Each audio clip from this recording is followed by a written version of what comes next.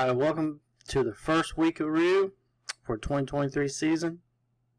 We are back. Football is back. It is hot.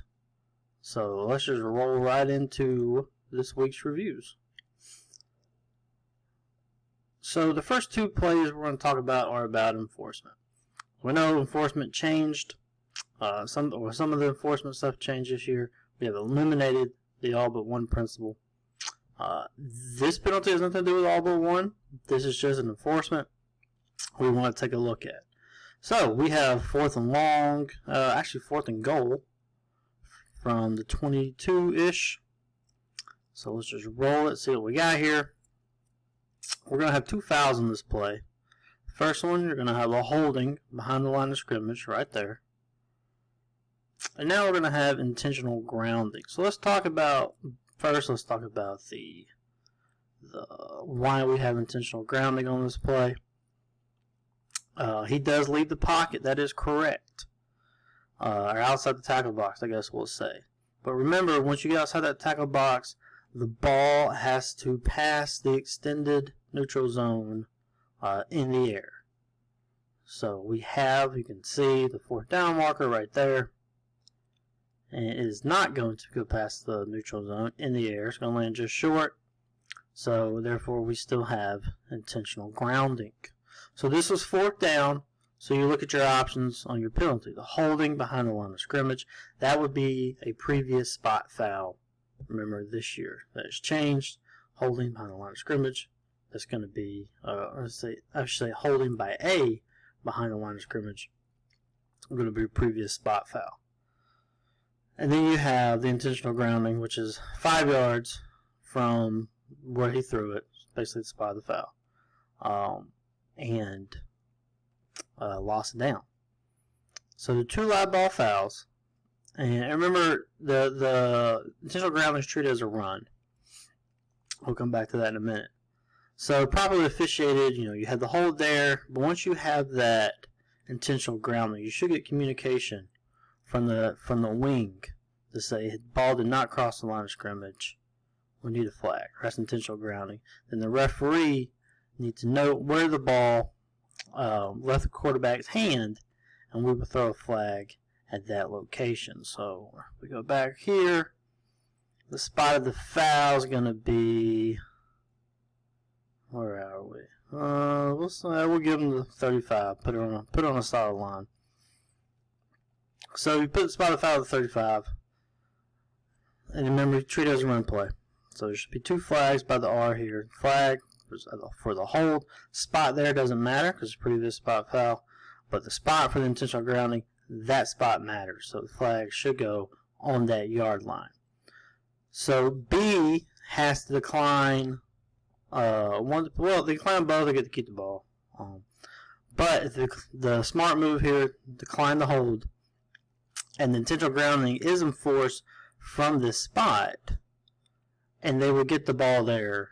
It'll be first and 10 for A or for B, 5 yards from this spot. So put it on 35, it'll be first and 10 B from the 40, because you treat the intentional grounding as a run play, so they get that yardage for penalty.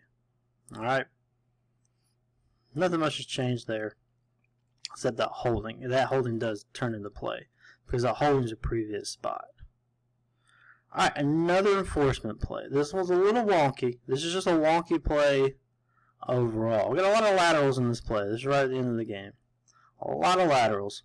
Then we have a horse collar, correctly called horse collar, because he grabs him from the back of the jersey, from the collar area, and pulls him to the ground. Solo. No joint tackle or anything. This is a solo effort. So this is correctly called a horse collar. Alright, so we can say 25 is a horse collar. And then we got all this going on. Another backward pass. It's been intercepted. And now it'd be the kicking team, has the ball, on 47. But we have a penalty. We have the horse collar. So the horse collar is penalized from the end of the related run. And this play is where the difference between related run and succeeding spot come into play. So the end of the related run is going to be basically where that horse collar happened. So, and that is right there. This right here is the related run in question. Right there at the 25.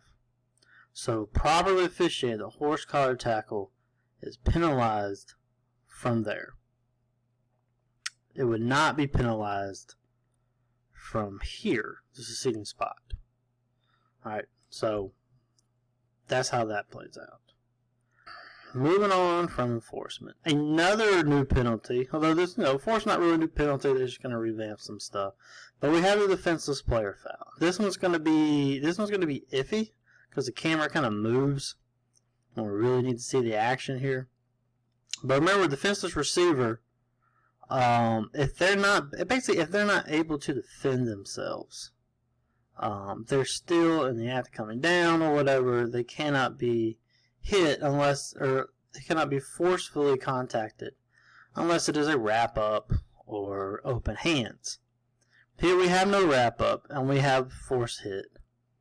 You see that defender, he's basically sitting there waiting on him.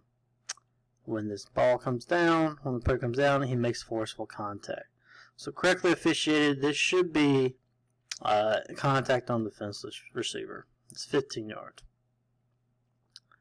Because if he wraps up here and makes a good attempt at a tackle, then he may get off. But here there's no attempt at a tackle. I mean, he's just laying a hit. So properly officiated, that should be penalty. All right, talking about swinging gate. Crew 7. No kicker and holder in place. So we have here, you can see this is a swing gate. You got your snapper here. Alright, right now he's not a snapper, he's a center. Off the ball, so he is on the end of the line of scrimmage. Everyone's out here. In a crew of 7, without no kicker and holder in place, which is what this is. Because the rulebook clearly defines what a kicker and holder in place is. Basically, the holder's got to have a knee on the ground. So this is not it. This is basically just a quarterback in the back, ready to receive the ball. So when we have swinging gates, and that is the setup, we need to be in our normal scrimmage play formations. So here we're almost there. The back judge is there. Field judge. I think this is the first half, so that's field judge. But side judge would need to be over here, not over here. He would be in the correct position if this were a kicker and holder in place. You have a kicker and holder in place, and you have the swinging gate, then the side judge would be over here with all the other players. But no kicker and holder in place, swinging gate, everyone needs to be in normal scrimmage kick formation. Or scrimmage play formation. I'm sorry. Normal scrimmage play formation with no kicker and holder in place. If you got a kicker and holder in place, get in your scrimmage kick formation, and side judge is out over the rest of the team. This is in the manual, page 133 and 134.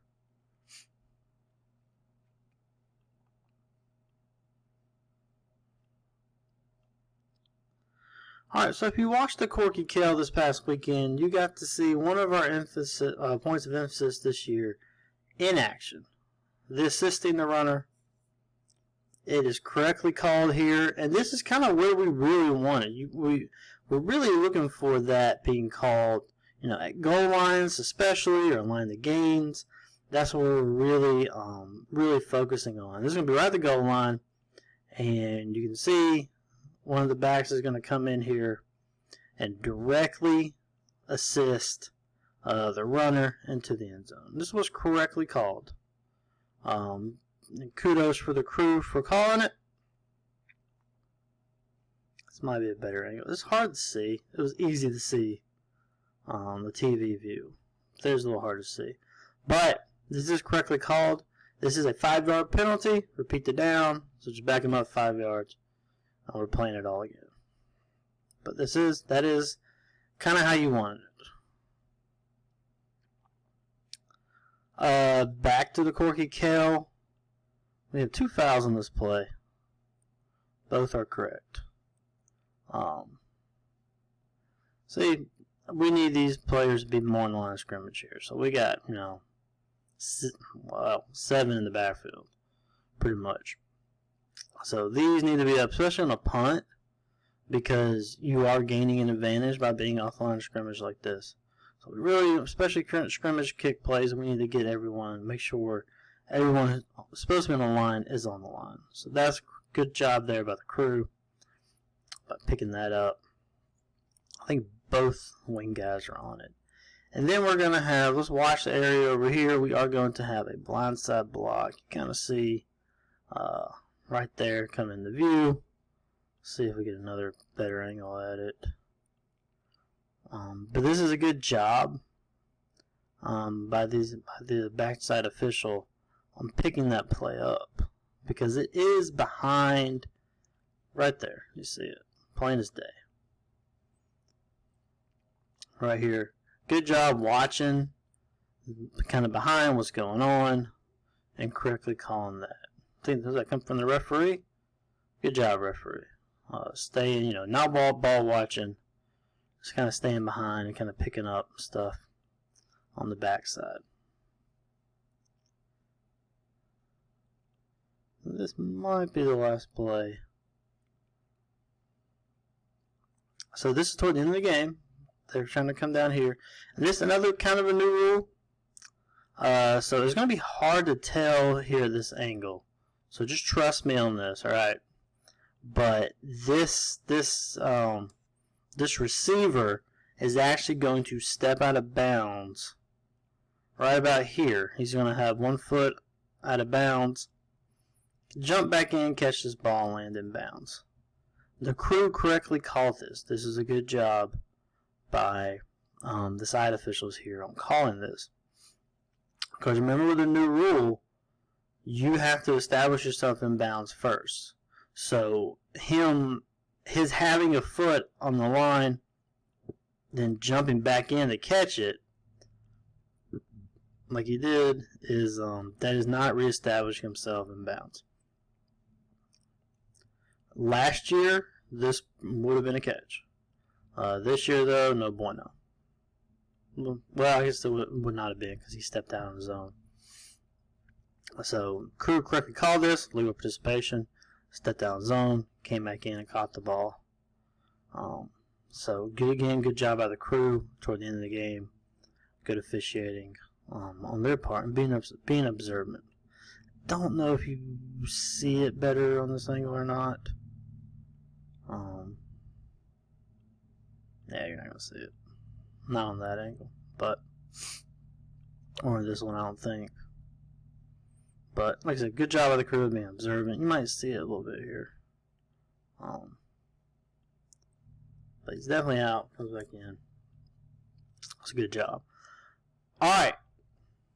Good luck this week. It is hot. It feels like an oven out there. Please stay safe. Please stay hydrated. Make sure you're hydrating the players. So, good luck this week. Again, everyone, please stay safe.